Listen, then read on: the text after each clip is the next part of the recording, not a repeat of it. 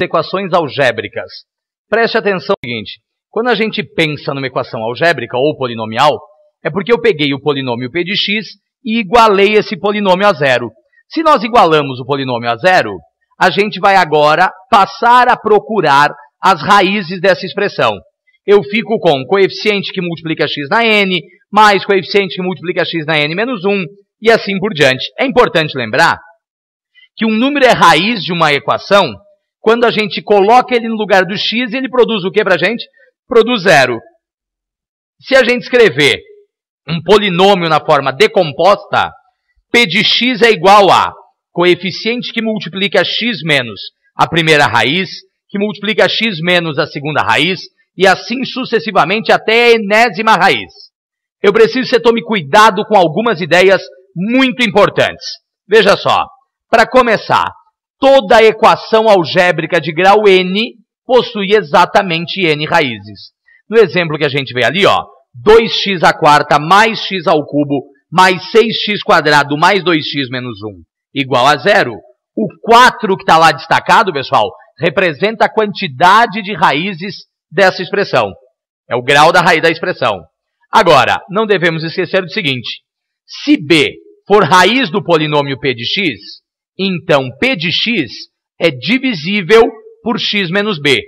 Além disso, se o número complexo a mais bi for raiz de p de x, então o conjugado a menos bi também será uma raiz. E se a equação p de x igual a zero possuir k raízes iguais a m, então dizemos que m é uma raiz de multiplicidade k. Por exemplo, x quadrado menos 8x mais 16 igual a zero possui duas raízes reais e iguais a 4, x1 e x2 iguais a 4. Dizemos então, pessoal, que 4 é uma raiz dupla ou de ordem de multiplicidade 2. Tá ok? Uma raiz dupla ou de ordem de multiplicidade 2. Perfeito? Legal? Próximo item. Lembre que quando... Olha só, eu estou usando como exemplo um polinômio do terceiro grau, poderia ser de um grau qualquer, eu precisava generalizar a ideia. Se eu tiver a que multiplica x ao cubo, mais b que multiplica x quadrado, mais c que multiplica x mais d igual a zero, saberemos que se o a, que é o número que multiplica x com maior expoente, for igual a mais ou menos 1, não existem raízes fracionárias. Se o d, que é o termo independente, for igual a zero, quer dizer, pessoal, que existe uma raiz nula, pelo menos. É importante lembrar que a quantidade de raízes nulas é determinada pelo menor expoente da incógnita. Por exemplo, 2x à sétima mais 3x à quarta mais 2x quadrado. Não tem termo independente. Quer dizer, então, que zero é raiz. Quantas vezes o zero é raiz? Olha lá, o menor expoente da incógnita é 2. Quer dizer, então, que o zero é 2 vezes raiz dessa expressão. Em seguida, item 7. Se a soma dos coeficientes a mais b mais c mais d for igual a zero, significará dizer que o número 1 é uma raiz dessa expressão. Tá ok? Vai significar que o número 1 é uma raiz dessa expressão.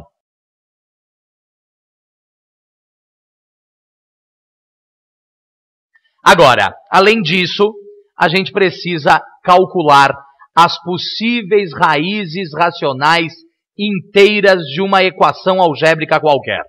Pessoal, toda equação algébrica, p de x igual a zero, de grau maior ou igual a 1, admite pelo menos uma raiz complexa. Dá uma olhada na equação que nós temos ali.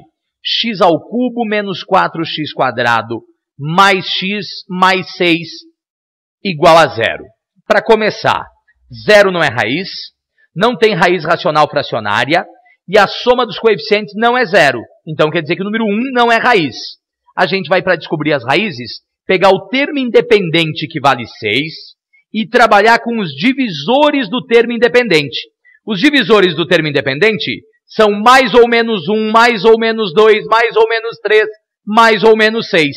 Quer dizer que os divisores do termo independente são, a partir de agora, o que nós chamamos de possíveis raízes racionais inteiras. eu vou começar testando a raiz 1. Olha só.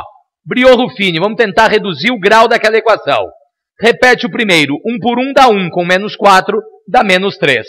Menos 3 por 1 dá menos 3, com 1 dá menos 2. Menos 2 por 1 dá menos 2, com 6 dá 4. Pessoal, se o resto é diferente de 0, quer dizer que 1 não é raiz dessa expressão.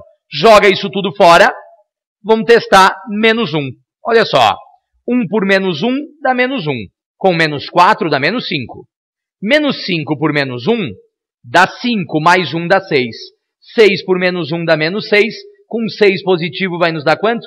Vai nos dar 0. Pessoal, se o resto é 0, quer dizer que a primeira raiz dessa expressão é menos 1. Tá ok? Se o resto é 0, significa que a primeira raiz é menos 1. A expressão original era uma expressão do terceiro grau. Ela será reduzida ao segundo grau. Sendo reduzida para o segundo grau, nós ficamos com o seguinte. X² menos 5x mais 6 igual a 0. As outras duas raízes multiplicadas dão 6, somadas dão 5. São o 2 e o 3. Ok? Então as raízes dessa expressão são menos 1, 2 e 3. Ok? Possíveis raízes racionais inteiras. Pegamos o termo independente e trabalhamos com os divisores do termo independente. Agora dá uma olhada no seguinte. Além dessa ideia, eu quero que você pense no seguinte. Como é que eu descubro as possíveis raízes racionais fracionárias, pessoal? Olha a equação.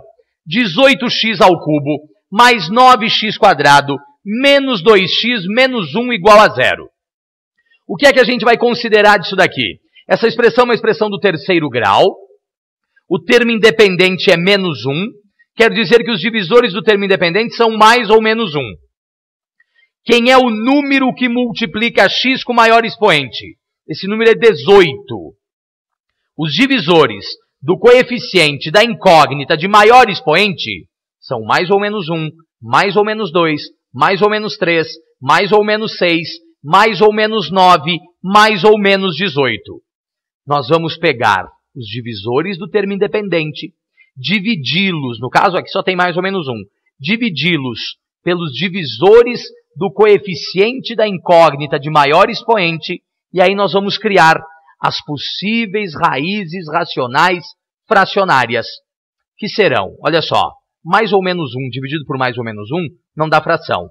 Mais ou menos 1 dividido por mais ou menos 2 dá mais ou menos 1 meio.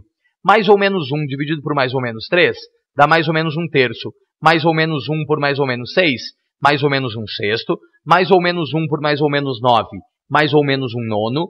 Mais ou menos 1 por mais ou menos 18, mais ou menos 1 18avos. Vamos testar as raízes. Aqui eu já vou um pouco mais direto para abreviar o nosso trabalho. E eu vou te garantir que a primeira raiz que a gente vai descobrir nesse caso é menos 1 meio. E aí eu vou ter lá, ó, 18 que multiplica menos 1 meio dá 9, negativo. Com 9 positivo dá 0. 0 vezes menos 1 meio dá 0. Com menos 2 dá menos 2. Menos 2 vezes menos 1 meio dá 1. Com menos 1 dá 0. Quer dizer que a primeira raiz dessa expressão é menos 1. Reduzimos o grau da expressão para o segundo grau. E aí eu fiquei com 18x² mais 0x menos 2. Ou x² igual a 1 nono. Quer dizer que x é igual a menos 1 terço ou mais 1 terço. Então, as raízes desse polinômio são menos 1 meio, menos 1 terço e mais 1 terço. Ok? Nós temos aqui as raízes de uma expressão do terceiro grau. Fique atento a esse tipo de exercício. Ok? Em seguida, eu preciso te falar de uma ideia que se chamam relações de Girard. Pessoal, numa equação do segundo grau, escrita como ax² mais bx mais c igual a 0, a soma das raízes x1 mais x2 é menos b sobre a. O produto das raízes é c sobre a. Olha só, troca o sinal da soma, mantém o sinal do produto. Em seguida, se a expressão for uma expressão do terceiro grau, a soma das raízes x1 mais x2 mais x3, olha só, troca o sinal da soma, é menos b sobre a. Só que agora tem uma coisa nova, é a soma das raízes duas a duas, x1 por x2, mais x1 por x3, mais x2 por x3. É c sobre a. E o produto das raízes, x1, x2, x3, é menos d sobre a. Presta atenção. Troca o sinal da soma, mantém a soma 2 a 2, troca o sinal do produto. Mas podem ser com 2 raízes, podem ser com 3 raízes, podia ser com 4 raízes. Soma das raízes, olha só, troca o sinal, menos b sobre a. Soma das raízes 2 a 2, mantém o sinal, c sobre a. Soma das raízes 3 a 3, troca o sinal, menos d sobre a. Produto das raízes, mantém o sinal, e sobre a. O que a gente faz, pessoal? Começa trocando o sinal, e aí isso vem sempre alternando, ok? Começa trocando o sinal, e isso vem sempre alternando, legal? Essas são as relações de girar